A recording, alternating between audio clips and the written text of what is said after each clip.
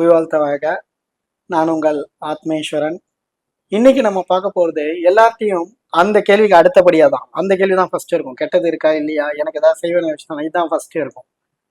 ரெண்டாவதா ஒரு கேள்வி அதிகம் கேட்கப்படுற கேள்வி, இன்னைக்கு இந்த கலியுகத்துல இருக்கிறது என்ன அப்படின்னா, ஒரே கஷ்டங்க. ஒரே கஷ்டமா இருக்கு. லைஃப் எல்லாம் கஷ்டமாவே இருக்கு.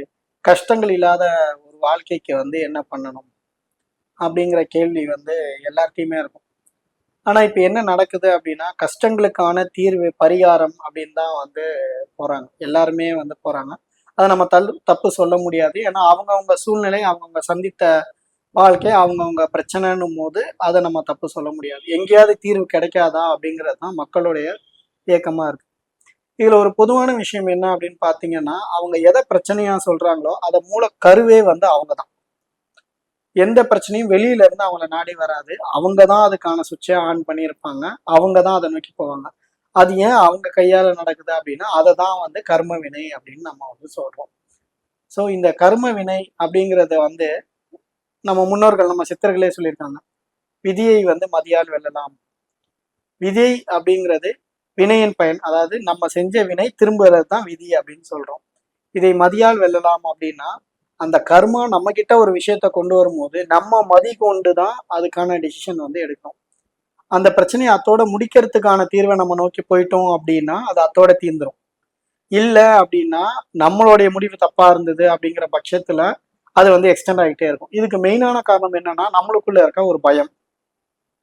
நம்ம இதை பண்ணிட்டோமே, இது நமக்கு இப்படி வராதா அப்படி வராதான்னு நம்மளுக்குள்ள இருக்க பயம் தான் பல பிரச்சனைகளுக்கு இன்னைக்கு காரணமா இருக்கு. எந்த டிசிஷன், விஷயமா நான் சொல்றது, எந்த டிசிஷன் எடுக்கிறதா இருந்தாலும் முதல்ல உங்க கைகளை இந்த மாதிரி கனெக்ட் பண்ணிக்கணும். முக்கியமான டிசிஷன் எது எடுக்கிறதா இருந்தாலும் கைகளை கனெக்ட் பண்ணிக்கோங்க.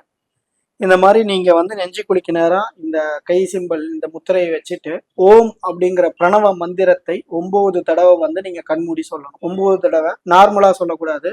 கண்ணை மூடிட்டு இப்ப நான் சொல்ற மாதிரி நீங்க 9 தடவை சொல்லணும். ஓம்.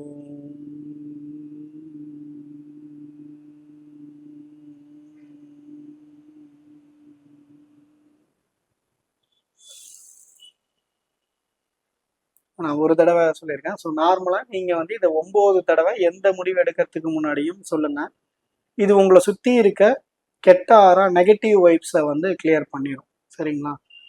ஸோ அதாவது உங்க பிரச்சனைக்கான தீர்வு உங்ககிட்ட தான் இருக்கு. அந்த தீர்வை நோக்கி நீங்க போகிறதுக்கான வழியை தான் இப்போ நான் சொல்லியிருக்கேன். நீங்க என்ன கோயிலுக்கு போய் என்ன பரிகாரம் பண்ணாலும் உங்க ஆத்ம பலம், ஆத்ம சுத்தி அப்படிங்கிறது ரொம்ப முக்கியம். இந்த முத்திரை மூலயமா உங்களுக்கு இந்த ஆத்ம சுத்தியும் இந்த ஆத்ம பலமும் கிடைக்கும். இந்த ஆத்ம பலம் கிடைச்ச அப்புறம் தான் நீங்க பண்ற பரிகாரங்கள் உங்களுக்கு வேலை செய்ய ஆரம்பிக்கும். ஏன்னா உங்க ஆத்மா சுத்தியா இருக்கும். நீங்க என்ன நிறைய பேர் சொல்லுங்க, நான் இந்த பரிகாரம் பண்றேன், அந்த பரிகாரம் பண்றேன், எதுவும் நடக்கல அப்படின்னா உங்க ஆத்மா சுத்தி இல்லை அப்படிங்கறது அர்த்தம்.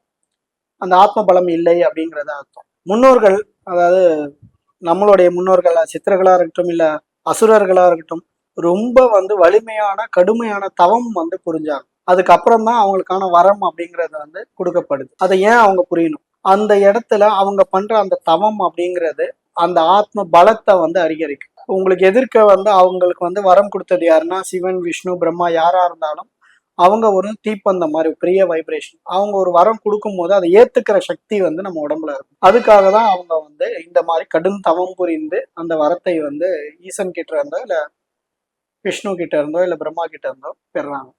அந்த பலம் நமக்கு இருந்தாதான் நம்ம செய்யற பரிகாரங்கள் நமக்கு பலனை கொடுக்கும். சரிங்களா?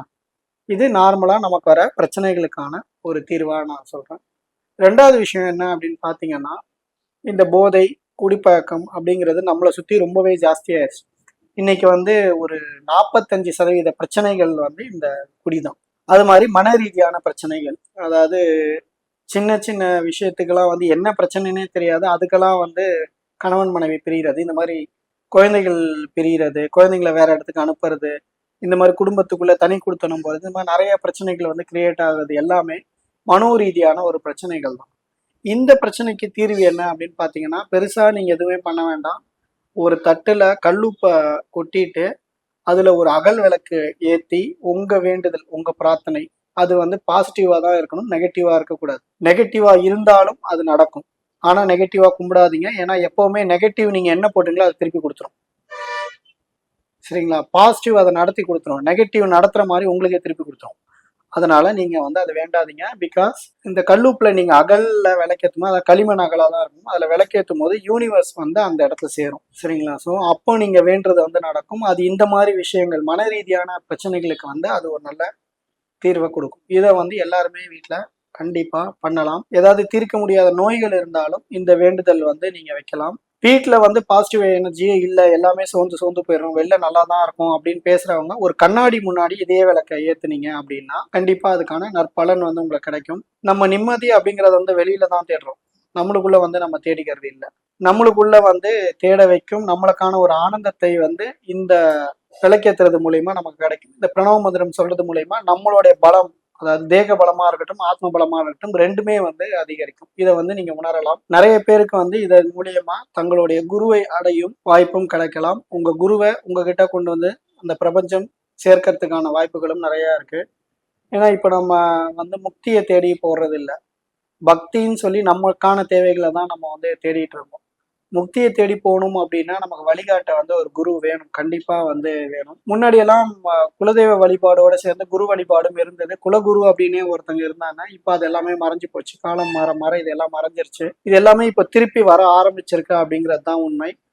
இது வந்து கிட்டத்தட்ட ஒரு சத்திய யுகத்தின் ஆரம்பமா தான் கருதப்படுது இப்போ நடந்திருக்க முருகனுடைய கட்டளைப்படி. அதனாலதான் நம்மளுடைய இந்த ஆலயத்துல ரட்சகனா நம்ம வந்து முருகனை வச்சிருக்கோம். அவருடைய வழிகாட்டுதல் சித்தர் சேனைகள் 22 சித்தர்கள் இங்க இருக்காங்க. இவங்க வந்து அவருக்கு துணையா இருந்து இந்த கலியுகத்தை வழி நடத்த வந்திருக்காங்க. இது எல்லாமே யூனிவர்ஸ் கொடுத்த இன்புட் வழியா தான் பண்ணியிருக்கோம்.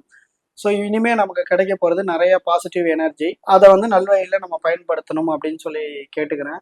இப்போ நெகட்டிவா எதுவும் நடக்காதா அப்படின்லாம் கேட்காதீங்க. கண்டிப்பா வந்து நான் ஏற்கனவே சொன்ன மாதிரி பாசிட்டிவ்னு இருந்தா நெகட்டிவ் வந்து கண்டிப்பா இருக்கும். அது எந்த ரூபத்துல வரும் அப்படிங்கிறத வந்து முன்கூட்டியே தெரிஞ்சுக்கிறது நமக்கு நல்லது இல்லை. எதிர்காலத்தை நம்ம தெரிஞ்சுக்கிட்டோம்னா அது நமக்கு எதிரி காலமாயிரும். அதனாலதான் அதுக்கு எதிர்காலம் அப்படின்னு நம்ம முன்னோர்கள் வந்து சொல்லியிருக்காங்க. நமக்கு எதிராக நிக்கிறதுனாலதான் அது எதிர்காலம்.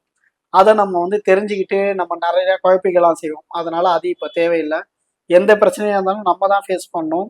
அதை பத்தி முன்னாடியே யோசிச்சு உங்களை நீங்க குழப்பிக்காதீங்க. பிரச்சனை வரும்போது பார்த்துக்கலாம் அப்படிங்கிற ஒரு மனநிலையில வந்து இருங்க. கண்டிப்பா எல்லாமே நல்லதே நடக்கும். புய் வாழ்த்த வாழ்க. ஆனந்தம் ஆத்மானந்தம்.